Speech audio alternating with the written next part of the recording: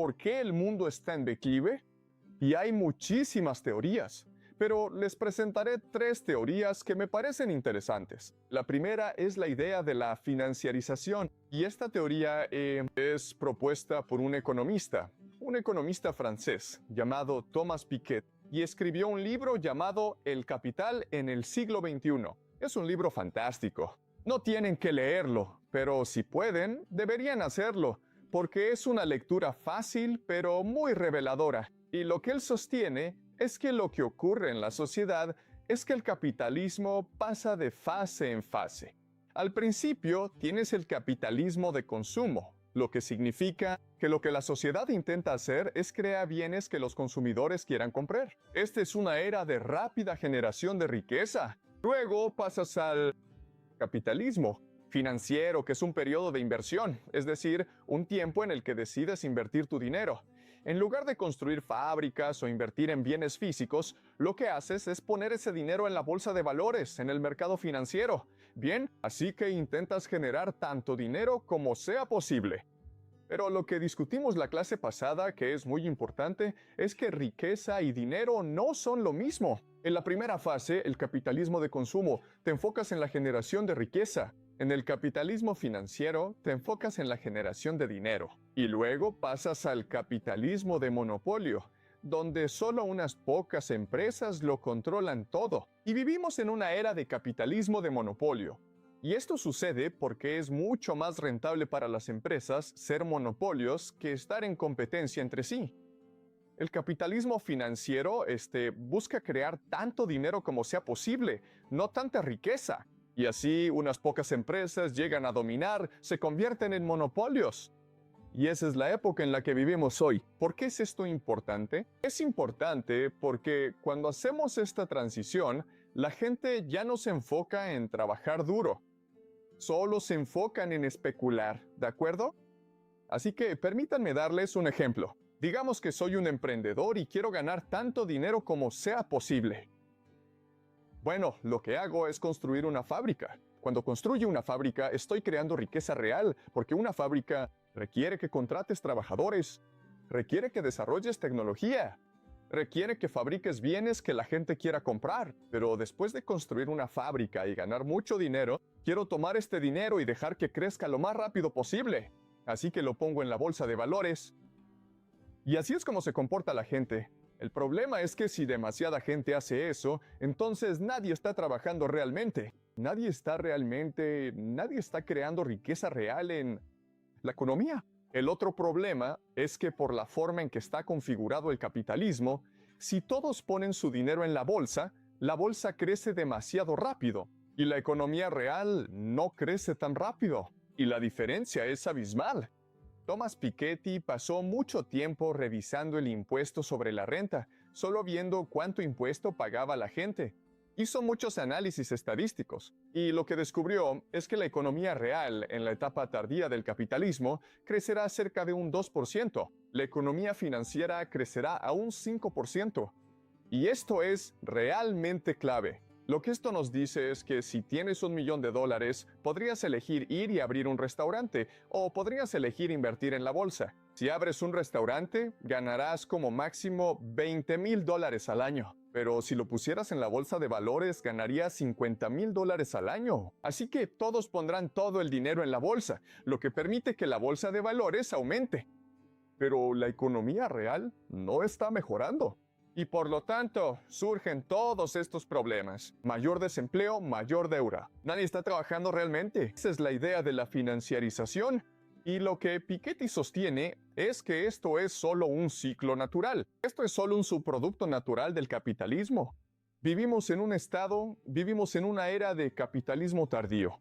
¿Les queda claro esto? Muy bien, pasemos a la segunda teoría llamada sobreproducción de élites. Y esto fue propuesto por un historiador llamado Peter Turchin. Y Peter Turchin pasó décadas analizando por qué las sociedades surgen y caen. Analizó el Imperio Romano, analizó la Revolución Francesa, analizó muchos ejemplos diferentes. Y lo que él creía es que las sociedades caen, declinan, colapsan por la idea de la sobreproducción de élites. O sea, hay demasiada gente poderosa compitiendo por puestos de poder limitados. Para entender esto, voy a hablar de otro experimento llamado Utopía de las ratas. Y Utopía de las ratas fue una serie de experimentos realizados por un científico estadounidense llamado James B. Calhoun. Y lo que James Calhoun intentaba hacer en sus experimentos era descubrir qué significaba vivir en un mundo de abundancia, riqueza y seguridad. Después de la Segunda Guerra Mundial, el mundo se dividió entre los Estados Unidos y la Unión Soviética. Era la Guerra Fría, pero también fue una época de creciente abundancia gracias a la tecnología y la paz, y la población estaba aumentando. Así que James Calhoun realizó estos experimentos para entender qué significaba esto para el mundo. Entonces, lo que hizo fue esto.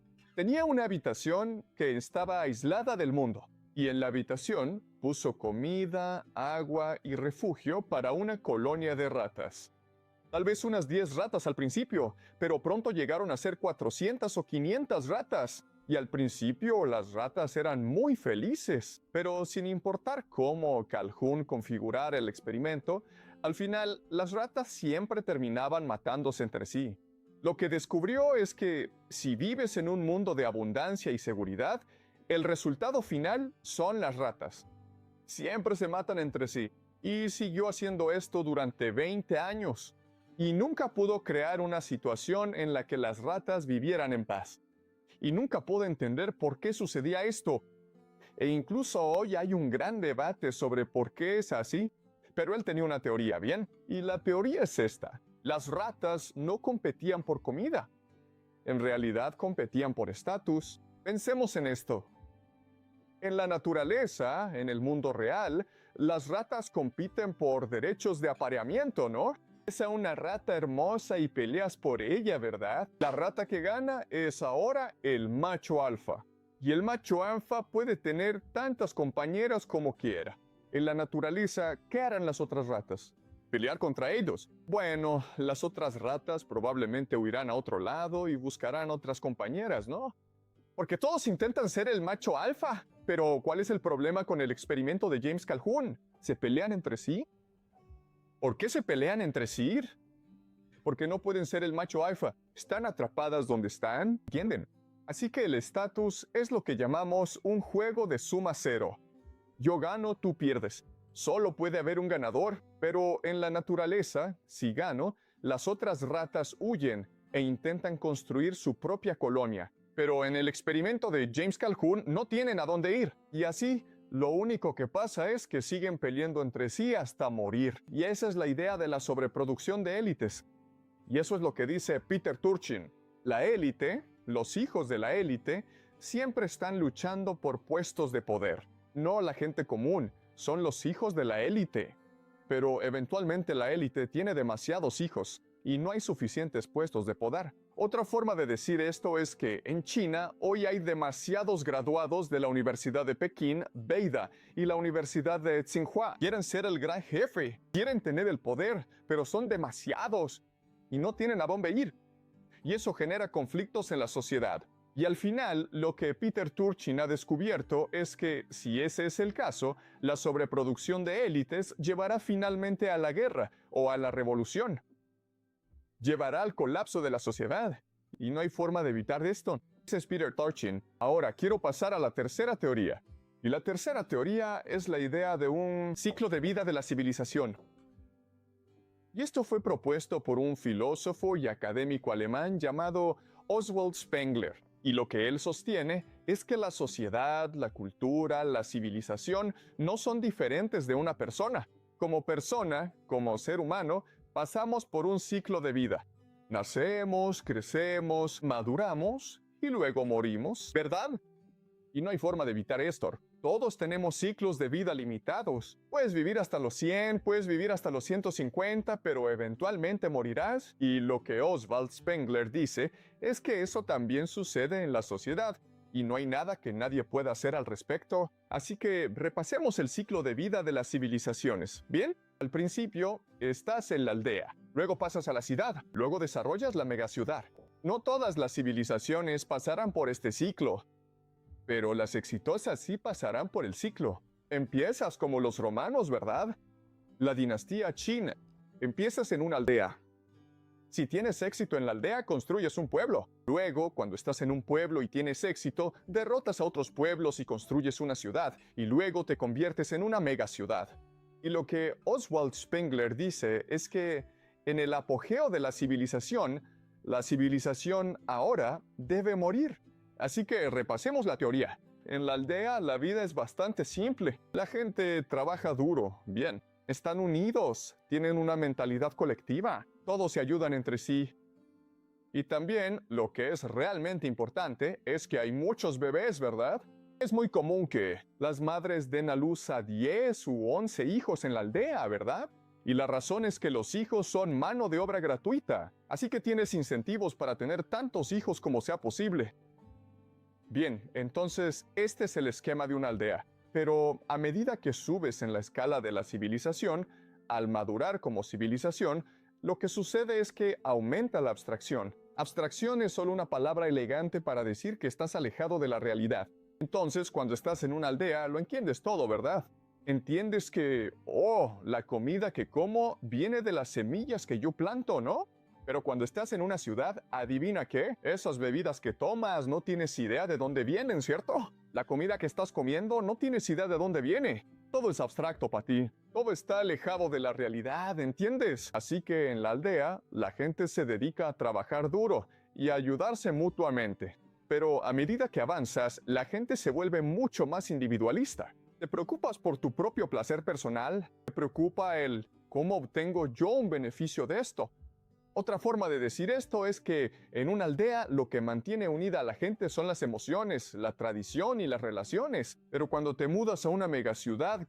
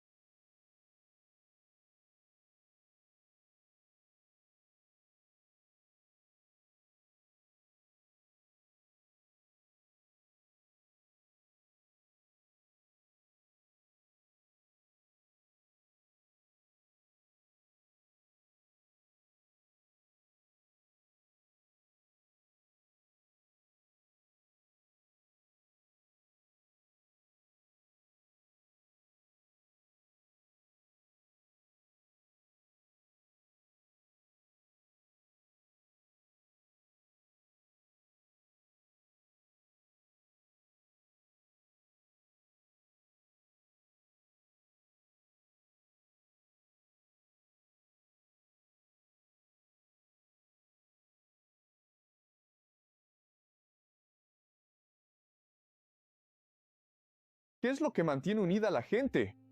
Es el dinero, ¿cierto? El dinero es la mayor abstracción. El problema con el dinero es que significa que nunca tenemos que confiar el uno en el otro. En una aldea, si te enfermas, todos vienen y te ayudan, ¿verdad? Pero en la ciudad, si te enfermas, vas al hospital y le pagas al médico.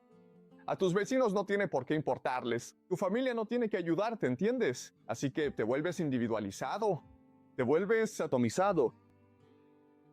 Y en la megaciudad, lo que sucede es que, como solo te preocupa tu propio placer individual, ya no trabajas duro. De hecho, lo que quieres es que los inmigrantes trabajen para ti, ¿verdad?